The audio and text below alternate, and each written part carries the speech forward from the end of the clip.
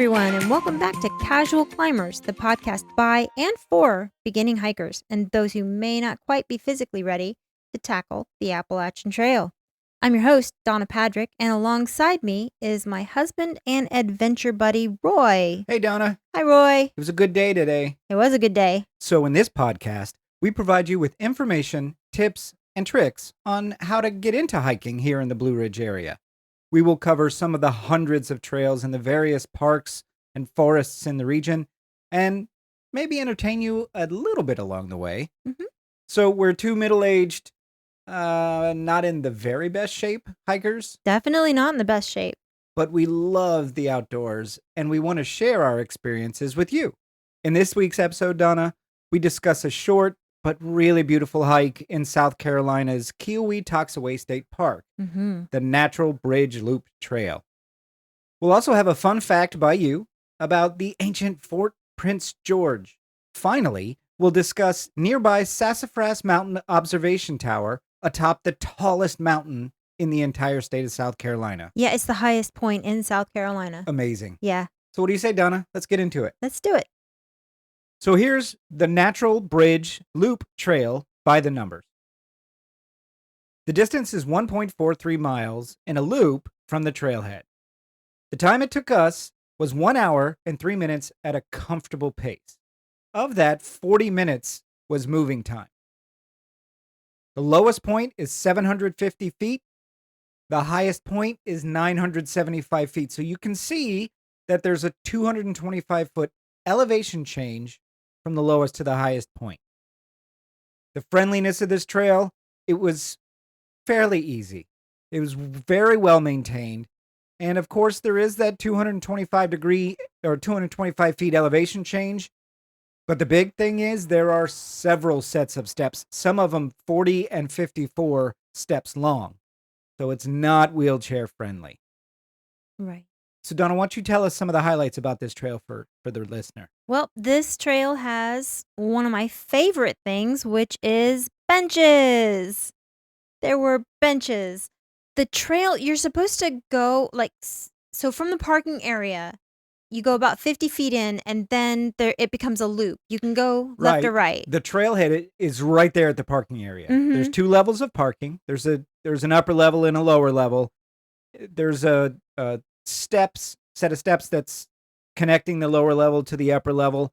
And if you park on the upper level at the very end, you're going to be like 2 or 3 feet away from the trailhead. It's right there. Yeah. Yeah. So like I said, 50 feet in, and then it'll branch off. You can go to your left or your right. They kind of want you to go to your left, which is clockwise. Clockwise? Yeah. A lot of people, I think, choose to go to the right first because if you go to the left, you're starting the trail, you're going down. If you go to the right, you're starting going up. And I think some people think I've got my energy at the beginning of the hike, so I want to go up first. That way I'm coming down. But either way, either side, you're going to be going down to the water on this hike. That's right. So it is kind of a false flag for you. It's misleading. Because the lowest point of the trail is at the apex of the loop. Right. So whether you go left or whether you go right, you're going down mostly on the first half and up the entire time on the second half. Right. Yeah, pretty much. I mean, there's some leveled out areas. It's not, I would not consider this a hard trail. No, this was definitely I think barely break a sweat. Yeah. Probably closer to piece of cake. Closer. There were some times on the way back when I was going up that I was like, okay. Yeah, but very few. Yeah, very few. Yeah. Yeah.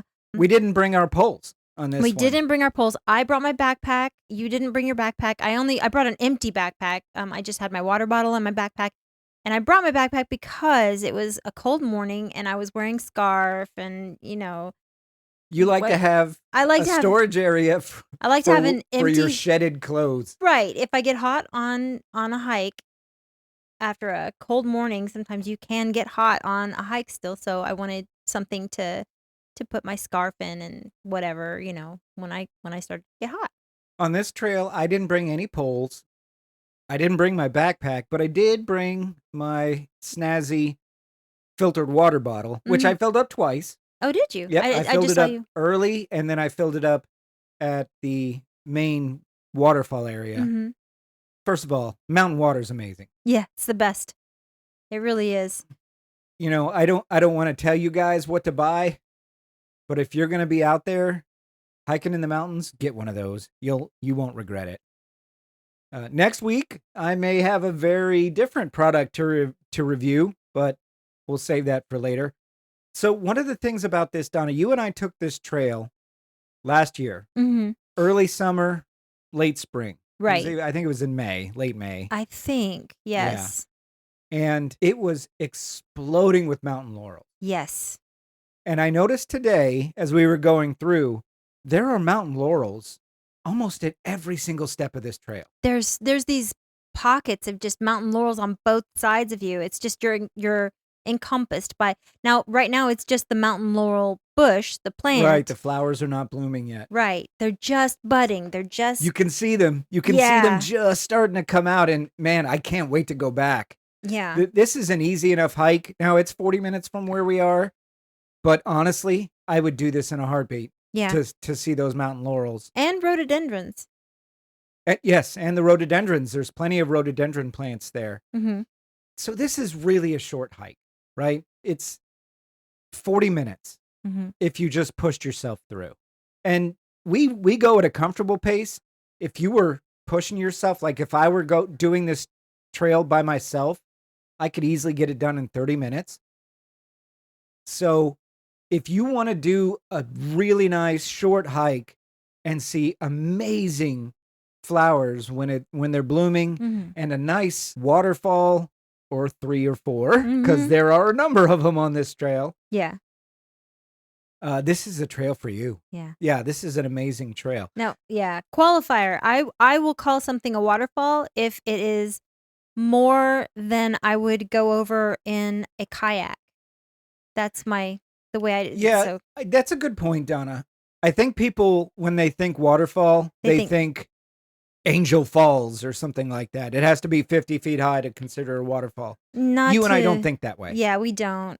If it falls 12 to 18 inches or more, it's a waterfall. To me, it is. It's a waterfall. Yeah. Those can be so interesting. If you sit there and watch even those small waterfalls, Yeah. they're really quite beautiful and they're mesmerizing. You can sit there and watch a small waterfall and watch the paths that the water takes and the patterns that it makes in the water, and they're gorgeous. It really is. So It's like the big one on this trail is probably about 15 to 20 feet tall. Mhm. It's a decent sized waterfall. It's not massive like Rainbow Falls, 110 feet, but But what's really nice though is that it has a pool under the waterfall that you can play. yes. Last year when we did this, there were a number of people playing in that pool. Now it's not very big. It's probably 15 by 15 feet, maybe. Do you think? Yeah. Maybe Yeah. something like that. There are parts of it that are 2.5 feet deep, but you can get there. It's right there. You can get there. You can put your head under the waterfall. You can sit in this crystal clear, cool water.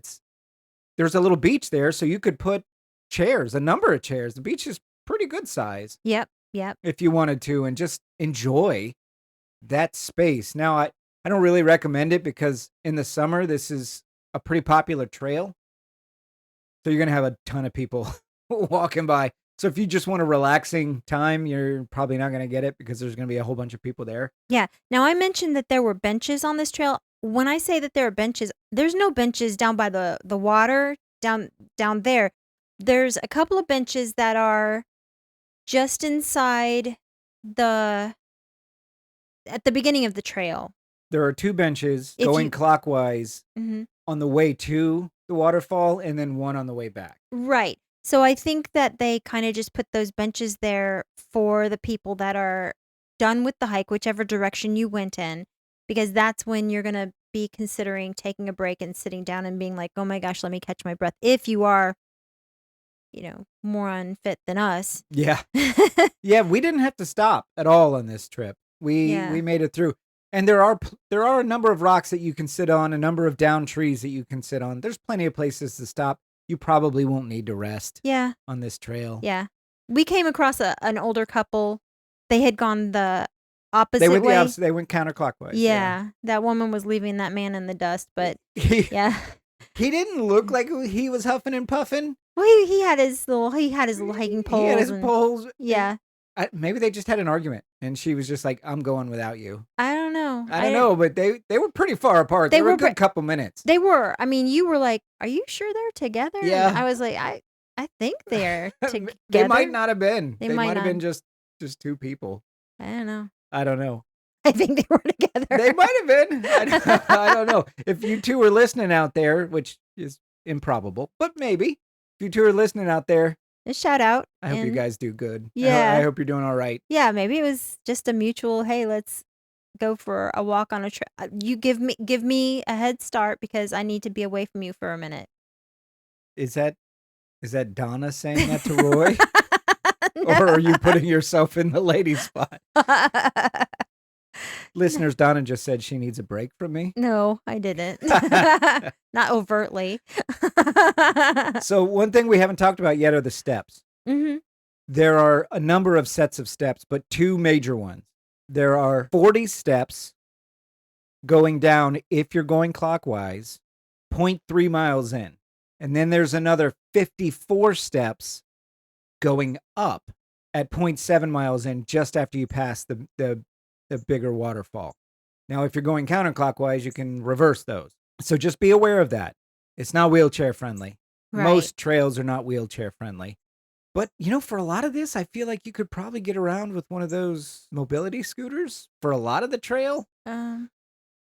Maybe. Maybe. Not done. But there is something that we did today that we'll talk about later that is mobility. Like, it's Yes. yeah, We're wheelchair going to talk friendly. about that in our area review of Sassafras Mountain Observation Point. Yes. Yes.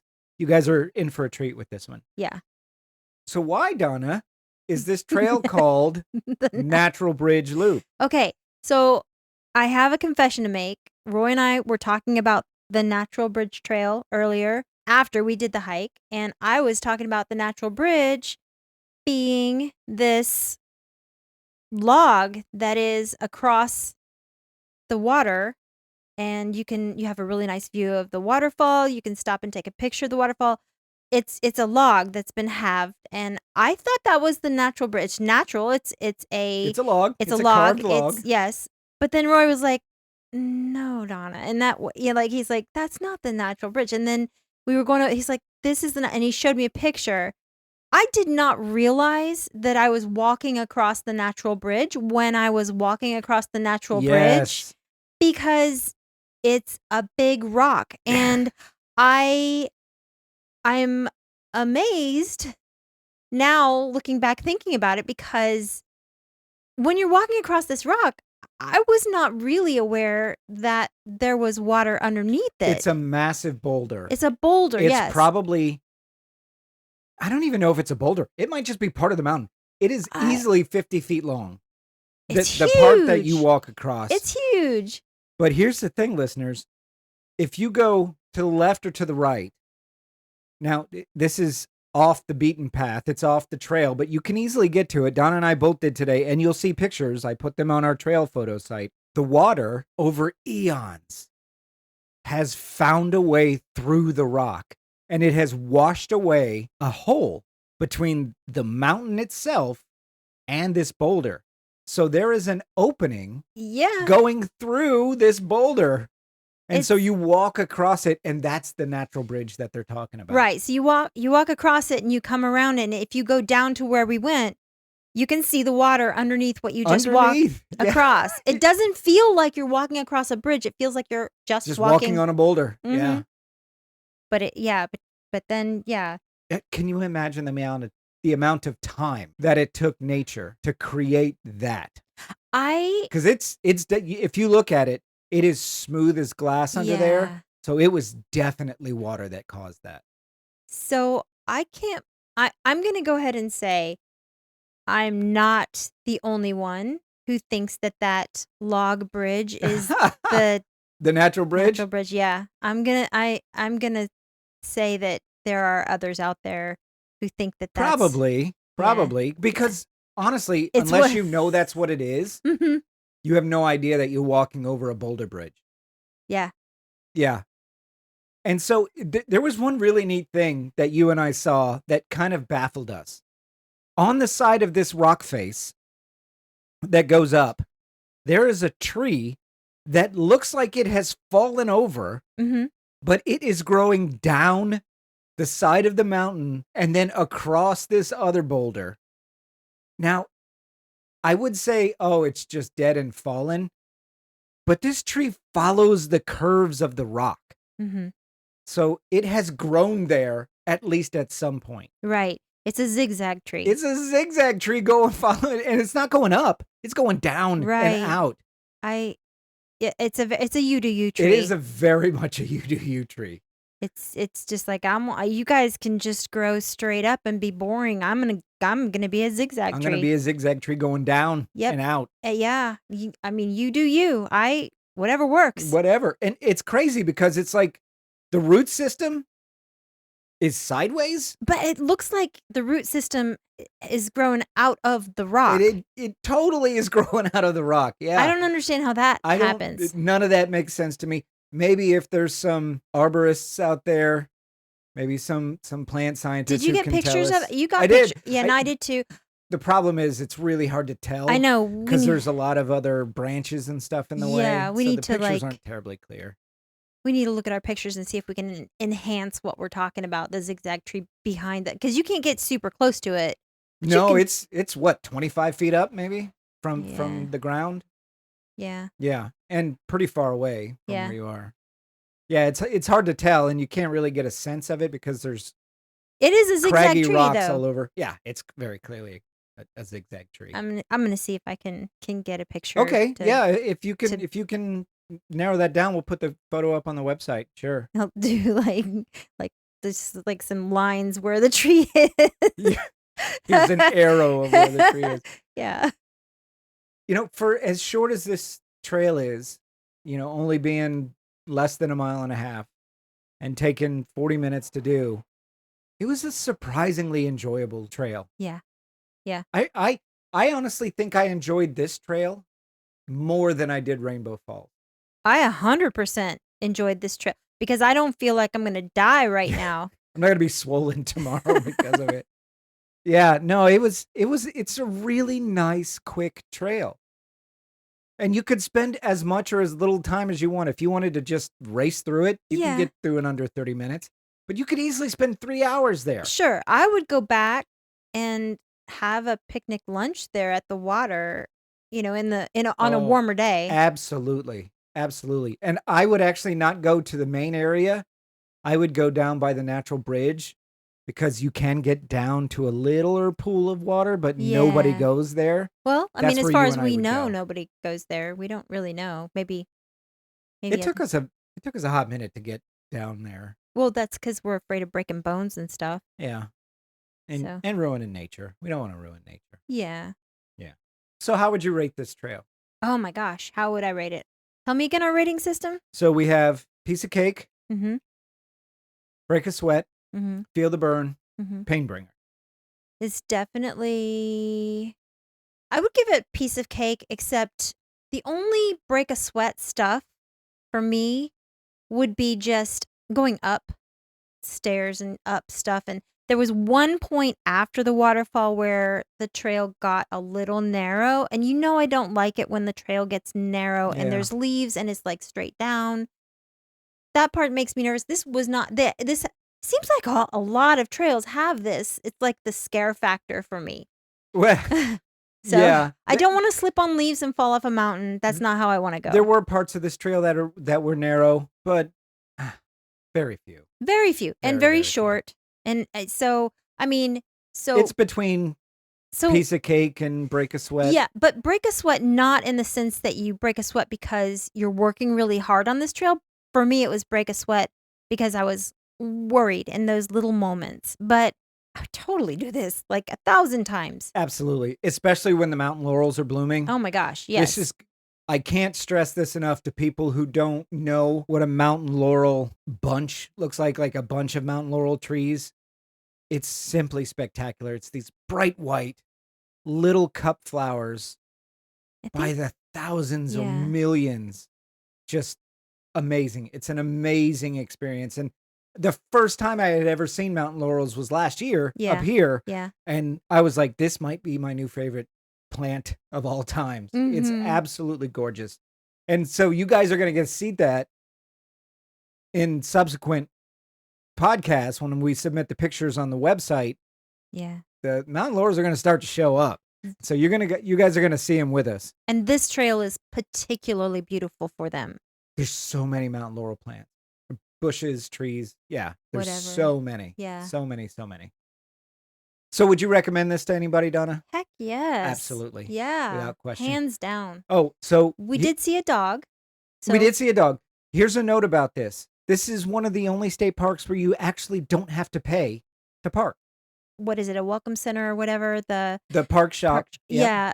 That's not staffed as much as other state parks, where you do have to pay. Right. So that's one thing. But it is a really nice. It's a nice little interpretive center. Mhm. Now the shop aspect is very minimal. Yeah. Very, very minimal. They have very few things, but they have an interpretive center with a big old map, a topographical map, a 3D topographical map Two that's nice right in the bathrooms center. in Two there. nice bathrooms. But it's not open all the time. It's not. So the lady said, the park ranger there said, Linda, I think was her name. Yes. She was very nice. Yes. She said soon, she couldn't quantify that date, it will be open Thursday through Monday, 10 to 6. Okay. Yeah. As it is now, it is only open Friday, Saturday, Sunday, 10 to 6. Okay. But soon it will be open 10 to 6. Now, the park itself, you can get to anytime. Right. So that doesn't have to be open. No, it doesn't have to be open. I don't know if there are bathrooms besides what's in there. There are not. Okay. Those are the only bathrooms. Okay. So if you go and that's not open, then you're don't. going to have to go somewhere else. And I will tell you this. The next closest bathroom is probably 10 minutes away down the road on Highway 11 from Keowee-Toxaway. It's pretty far. Yeah. Yeah. I mean, official bathroom, but, you just. Yeah, I mean, you could pee in the woods. I do. I also would recommend this to everybody. Yeah. Anybody in the area, especially in the summer Mm-hmm. when the mountain laurels are blooming. I would, as a matter of fact, if we have guests come this summer, this will be the first place I take them. Yeah. If mountain laurels are blooming. Yeah. I'm like, hey, let's go here. Even if the mountain laurels are at the end of their blooming cycle when they're raining on you. Oh, that's just nice. Yeah, it's another kind of. I mean, we're sad to see the flowers go, but they're like white flowers just raining on you for, I don't know how long it lasted. It lasted 2 weeks, maybe something. Yeah. Yeah, longer. Their life cycle is pretty long. Maybe 6 weeks, maybe even 2 months. It might even be 2 months. Yeah. We'll have to map it this year when they come out and when they're gone. So yeah, Natural Bridge Trail Loop is a winner in our book. Something we'll definitely go back to probably over and over again. Highly recommend. Yeah, highly recommend. So Donna, what's today's fun fact? I'm glad you asked. So I have a question for you. Did you know that Lake Keowee in South Carolina is a man-made lake? I did not. It's huge. Yeah, it is. In fact, all the major lakes in South Carolina are man-made lakes. All of them? Yeah. That's crazy. Yeah. All the major lakes, in South Carolina. Wow. That means that there's some stuff under these lakes, like towns, houses, history. Lake Keowee is important. They didn't just make a lake to make a lake. The Keowee-Toxaway project was an award-winning energy-producing endeavor. They took forest and farmland and turned it into a source of hydroelectric power. It's also an 18,000-acre clear water playground. That water is crystal clear. Yeah. In Keowee Lake. It's crystal clear. It's the prettiest, clearest water. Yeah. I think it's probably the clearest water in South Carolina. Is it? Mm-hmm. And that says a lot because at Devil's Fork, that lake, I think it's Lake Jocassee, maybe, is crystal clear as well. Yeah. Wow. So Duke Power began buying Keowee land in the 1940s, but this idea was first talked about in 1911. They recognized the rock as being just a really good, that was a really good place for building this hydroelectric power. So what was it, a valley? Yeah. Okay. Yeah. Mm-hmm. And a valley that was rock lined. Yes. Yeah. Mm-hmm. Okay. So the article I read interviewed a man named Ed Few who was 24 years old when they started filling the lake. And I feel kind of bad for the guy because he was born in a house that's now at the bottom of Lake Keowee. No. Yeah. His grandfather owned 600 acres in the valley, including a spot about 3 miles north of what is now the Keowee River Dam. That was once the site of Fort Prince George. Fort Prince George has come up before in this podcast when the Yeah. Cherokee decided to fight back against the colonists. Mm-hmm. So the fort, built in 1753, was part of Keowee-Town, the center of an 18th century Cherokee Nation business hub. Yeah, if I remember right from the podcast, there were 7 lower towns. Mm-hmm. Yeah. Oconee, that we covered in the Oconee State Park podcast, was one of the smaller ones, but Keowee was the primary. Mm-hmm. Yeah. The Cherokee had been asking for this fort since 1743, so 10 years. They got it in 1753. They asked for the fort? Yes. This was during a time when the Cherokee were deciding who to make an alliance with. So, well, all the Native Americans were deciding that. So it was about who is going to control the New World. Spain controlled Florida. France controlled the area around New Orleans and a lot of the Mississippi River all the way up to Canada. The British Did they really? Yes. I mean, I knew they controlled New Orleans and Mississippi and Louisiana, Mm-hmm. and I knew they controlled central Canada because Montreal, Quebec Well, is that's there. the connection. The Mississippi River up to Canada. Yeah, I guess that makes sense. Yep. Wow. The more you know. Or the little I know. The British had the Atlantic coast, but there was a catch. All the cities were along the ports and harbors. So the interior of the English colonies was Indian territory, thinly settled by colonists. Extremely vulnerable. So you got the French on the west, Mm-hmm. the English on the east, Mm-hmm. and the natives in the middle. Mm-hmm. And they're like, which one of these jackholes do I choose to align myself with? The lesser of two evils, really. Exactly. Yeah. Yeah. Which one of these white devils am I gonna, Yeah. which one is going, with the white people with their forked tongues and their promises and everything, Yeah. Yeah, so the English were vulnerable, and the French and the Indians knew it.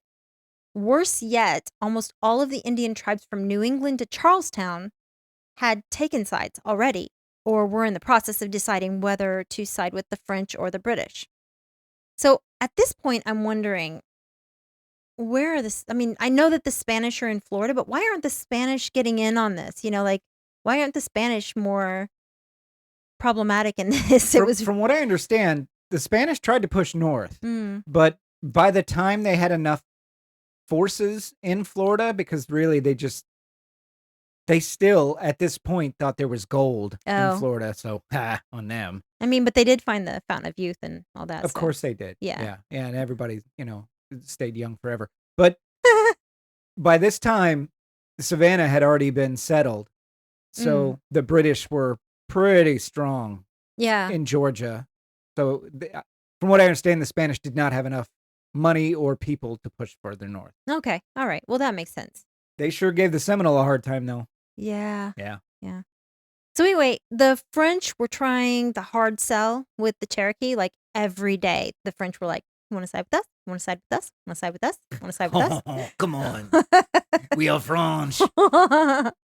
Exactly. Let's go have a baguette. That's right. The natives are like, we don't even know what that is. Yep. Why are you talking weird? Yeah. So this is why the British governor James Glenn decided to build this fort for the Cherokee, because he saw the French schmoozing the Cherokee, and then he's like, I gotta get him on. I gotta get up in that. Yep. The British governor James Glenn, he's quoted as saying, "If the Cherokees had allied with the French, we would all be having croissants for breakfast instead of grits." Now I have to say, I like croissants better. It's not bad. Grits is better. You in my think so? opinion. I Yeah. don't. But English people don't eat grits. They eat porridge. Huh. I don't know why he's quoted as saying I that don't then. know. I don't know. Maybe he ate grits when he was over here. I wonder if the Native Americans introduced him to grits. I would think so. It's corn, right? Yeah. So the Cherokee wanted this fort to impress their enemies, the Creeks, but also to have a more convenient way to talk to the colonial government without having to go all the way to Charlestown. So I measured how far it would be to go to 230 miles by car today. So that's with straight roads and stuff. Right. Going 60 or 70 miles an hour. Imagine going 4 miles an hour at best. Yeah. Through a winding route. So That'd they take you wanted days. this. Yeah. That would be a pain in the butt. Yeah, it'd be awful. Yeah. So they wanted the fort. So the fort got built. Besides the French threat, Governor Glenn was interested in making alliance with the Cherokee because the deerskin trade was so lucrative for the British government. During the height of the deerskin trade in the 1740s, more than 160,000 deerskins were coming into and being shipped out of Charlestown. Lots of deer were dying at this time. Yeah, that's fair. But natives were always very good about ensuring that they didn't negatively impact the population. They were. But they were getting pressure from the British to get more? Yeah. Wow. This is the deerskin industry. That's what paid to make South Carolina a plantation state. I wonder how many raccoon skins they passed off as deer I don't think that happened. No, it's totally it's a small deer. Oh, it's small. No. This looks like a raccoon. No, it's not. It's a new gray deer that has a striped. I don't think so. Tail. I don't think so.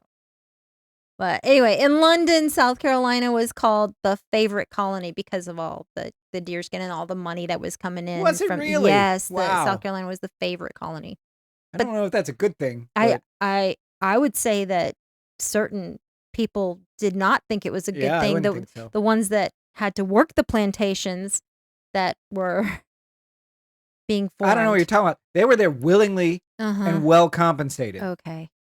This also changed the Cherokee. # sarcasm. Okay, yes.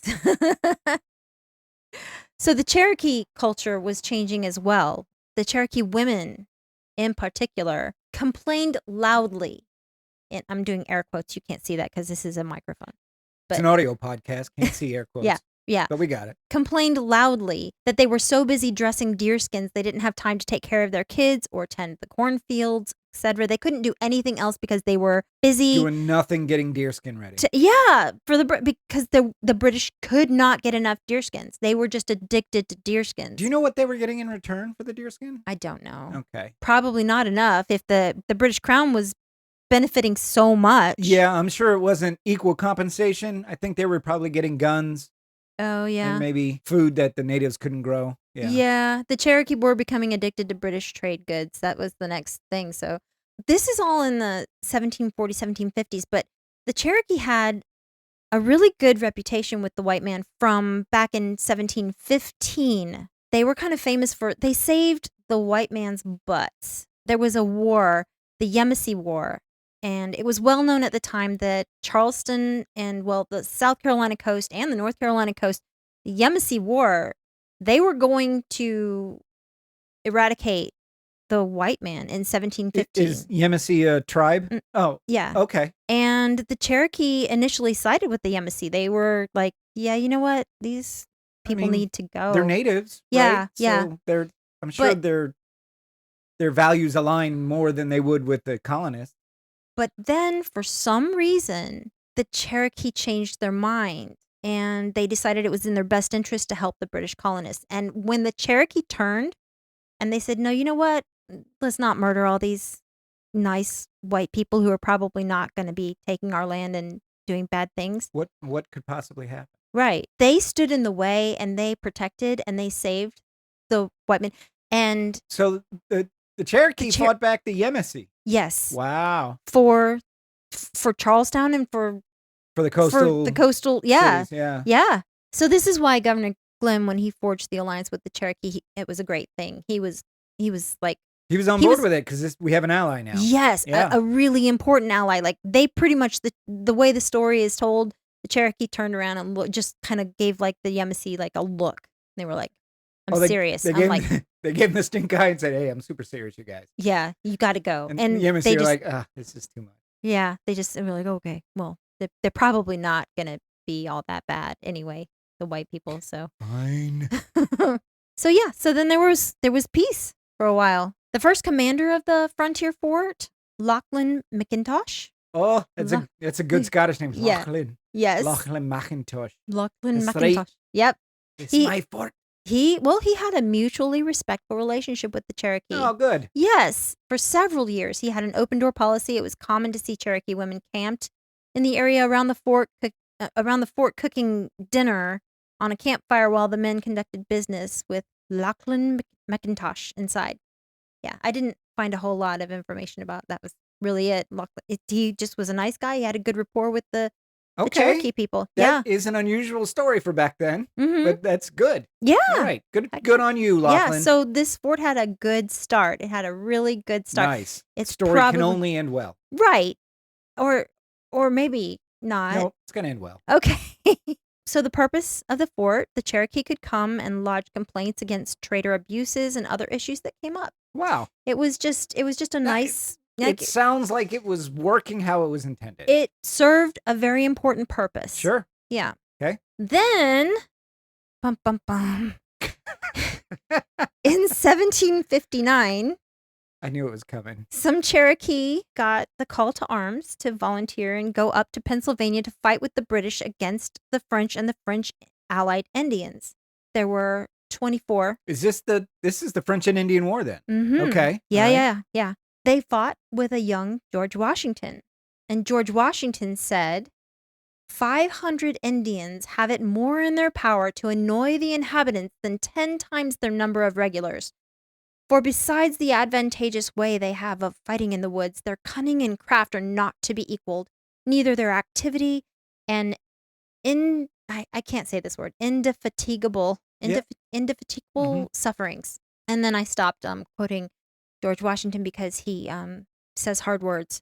But he gets wordy. Yeah. Washington was liberal with his language. But he said good stuff. That is a pretty impressive compliment coming from Washington. And so it turns out this style of fighting that George Washington witnessed from the Cherokee, this style of fighting played an important role in the American Revolution. How so? Well, because that's how the Americans beat back the British, by fighting like this guerrilla style warfare. Yeah. It makes a lot of sense, right?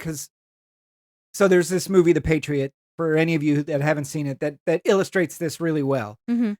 The British Army at the time were, let's all stand in a line across a field from each other and just shoot straight at each other. Yeah. Which is the dumbest possible way to go. But that's how gentlemen fight. That is apparently, right?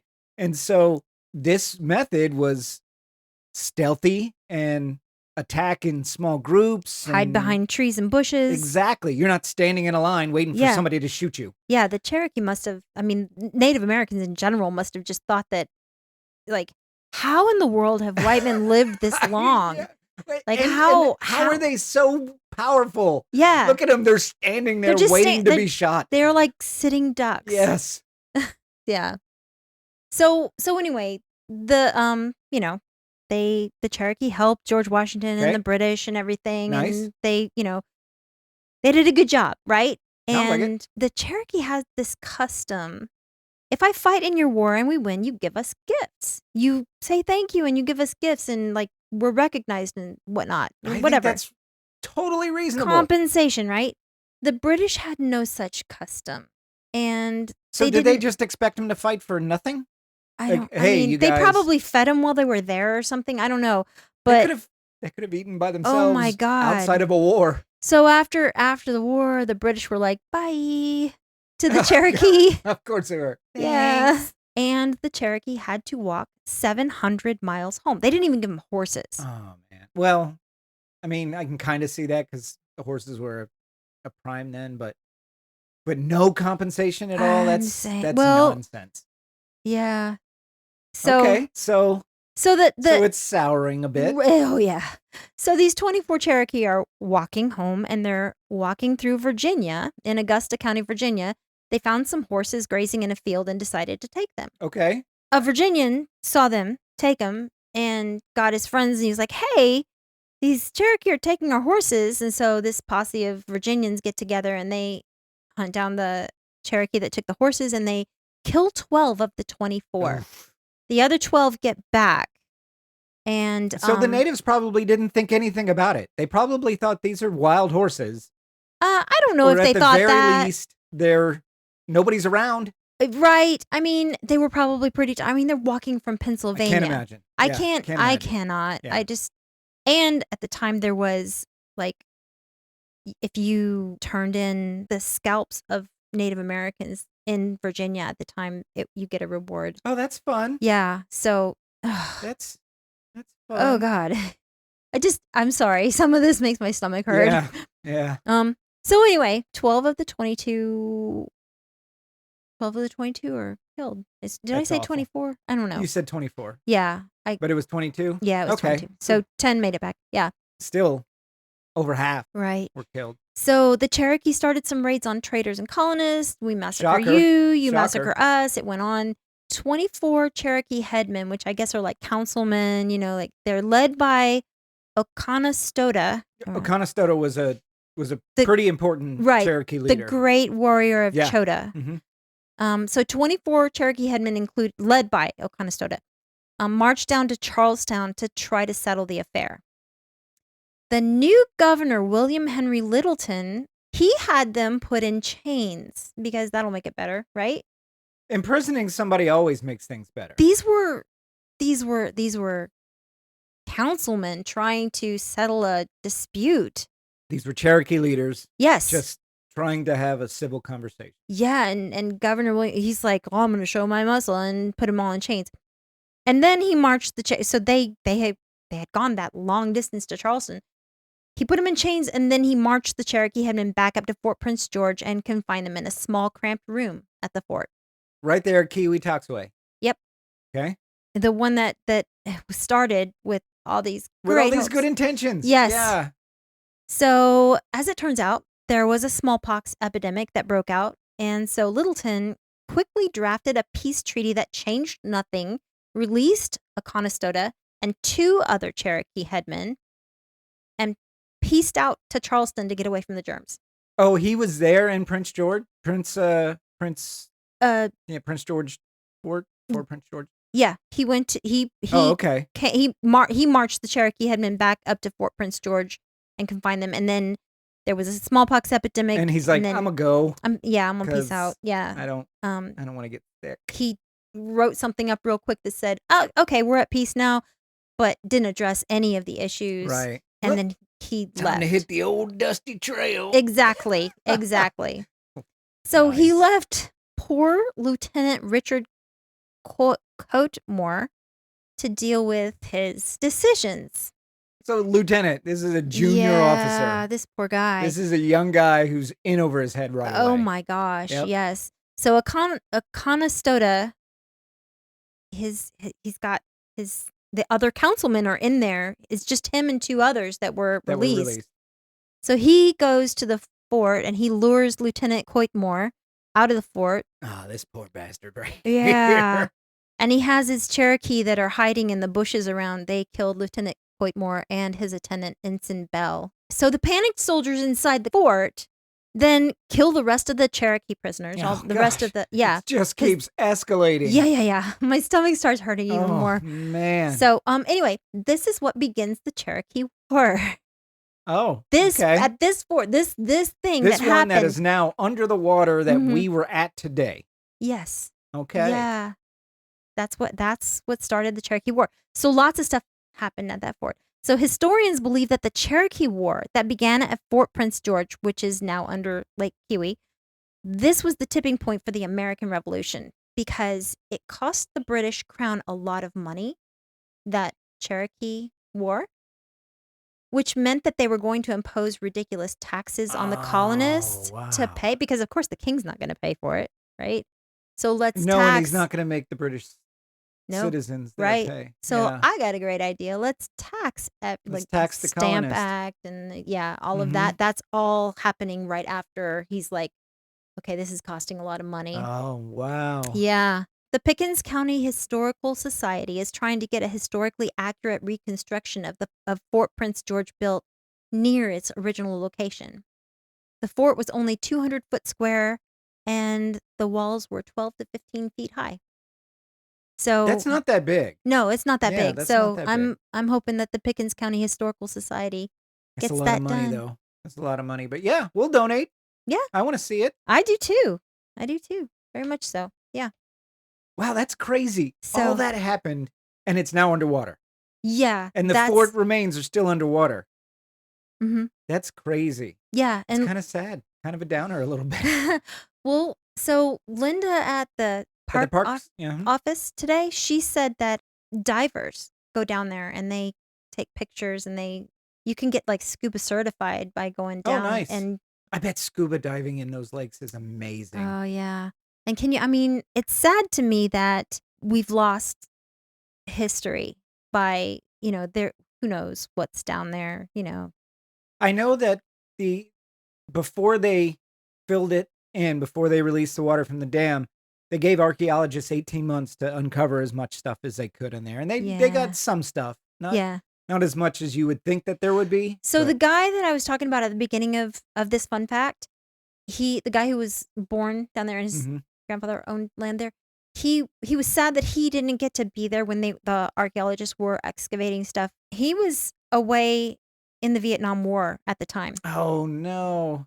Yeah. That's a shame. Yep. I mean, glad he made it back. Yeah. He was gone 2 years, and when he left, there was no lake, and when he came back, there was Lake Keowee. Yeah. Oh man. Yeah.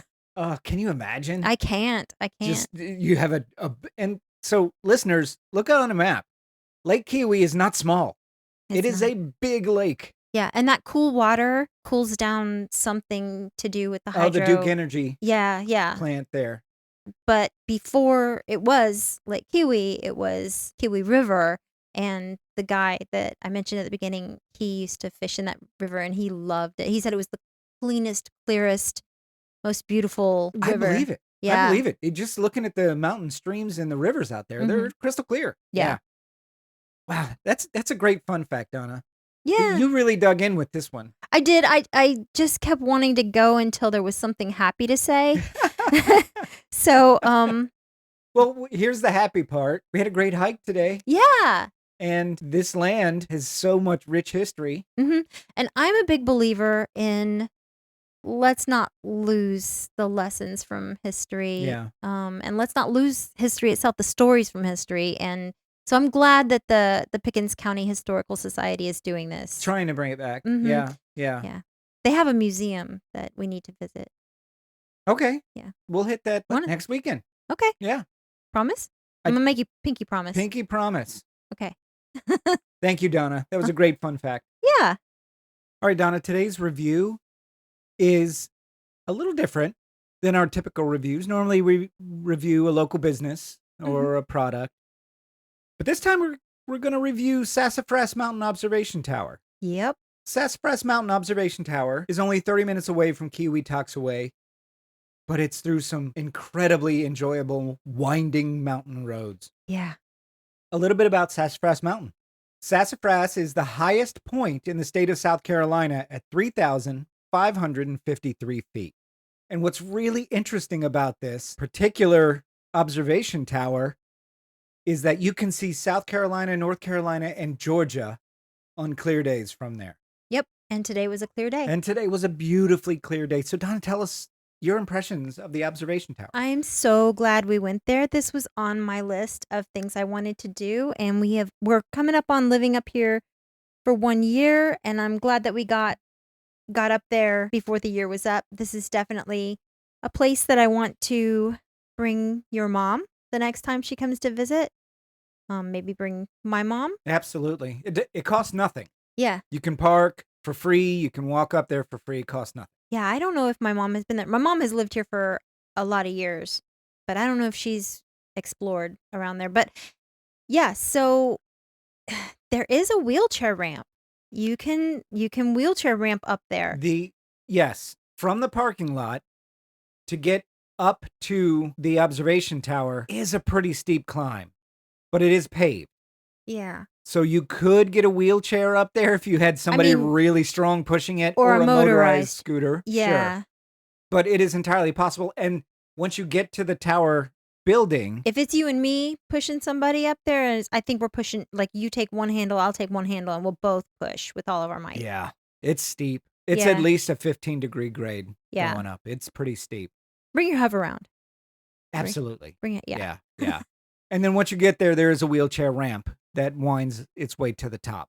Yeah. So it is wheelchair accessible. We took the other way though. We walked up the other way Wait. We Yeah, went up and then yeah. went up the steps. Yes. So there's the steps that you could go Mhm. up as well. Yeah, and that wasn't too bad. I mean, so the way that we went, it looks like it's ramp all the way, but it's not. If you take a wheelchair up the way we went, you're gonna come across some steps. Yeah, you go around the backside. Yeah. Yeah, and then that's where the wheelchair ramp going up to the top is. Yeah. Once you get up to the steps, you go up to the top, and then that's where the whole observation view is. It's really kind of neat. They have the compass points in Mhm. the ground. Yeah. And then what was really interesting to me is the North Carolina, South Carolina borderline Yes. runs smack dab through the middle. Through the middle, like, it's on the concrete. It's It's right. painted. It's along, like, as I walked up the stairs on the side that was North Carolina, and he walked up you walked up the stairs on the side that was South Carolina. Yeah, it was really cool. Yeah, you can have a foot in each state Mhm. on there. It is really kind of nice. The tower itself was completed in 2019, and the incline is steep. So just keep that in mind, guys. Don't be afraid to stop. It's not a every long minute. walk, though. It's not. It's nothing like Klingman's Dome. Right. I mean, Klingman's Dome takes you a good 30 minutes to get up to the top. This it's is like a maybe 5. mini Klingman's Dome. It's like condense that down, but Yeah. it really rewarding views. It's gorgeous up there. Yeah. Absolutely. On a clear day like it was today, Mhm, blue skies. you could And see, I mean, as far as you could see, 50 miles, they say. You can see 50 miles. yeah. I think I saw a Cherokee trail tree on the road going up to Did you? there. Yeah, so it makes sense. I mean, I can imagine that the Cherokee would have used this spot to see their, enemies or whatever I as can a lookout. imagine as the highest mountain Yeah, in as the the highest point. area, Yeah, it would have been special to them in some way. for sure. Yeah. It's got strategery. It got- You're going to get a shoe thrown at you. Watch out. Yeah. So it was a neat little side excursion. Now, I don't really see you spending, hours and hours there, but we were there 20 minutes Yeah. looking around. There wasn't a whole lot of people there. Honestly, okay, so we took a few selfies there. We did. My nose was so red because I was so cold. It did get chilly up there. I mean, 3,553 feet is not small. Yeah.